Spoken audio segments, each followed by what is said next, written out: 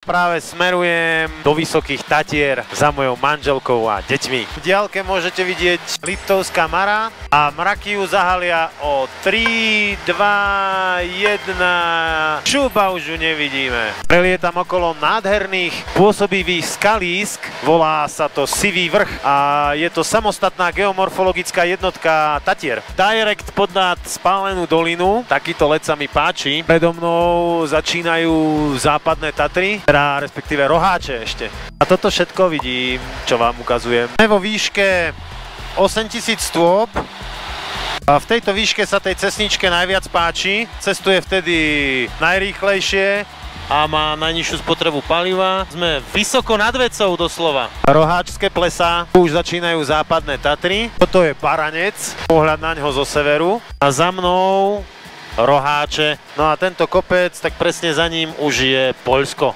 Predo mnou sa Kriváňom začínajú Vysoké Tatry. Uvidíme, či sa mi ich podarí preliesť celé, lebo tie mraky sú dosť nízko nad štítmi. Zrejme pôjdem len takou južnou stranou a tak z úctihodnej vzdialenosti obletím. Máme tu Kriváň, ktorým začínajú Vysoké Tatry. Bolo to tu dosť turbulentné, takže možno si to rozmyslím a nepôjdem úplne ponad štíty, ale turistov na Kriváni pozdraviť môžem. Pozadí veľké Hincovo pleso, najväčšie pleso v Tatrách.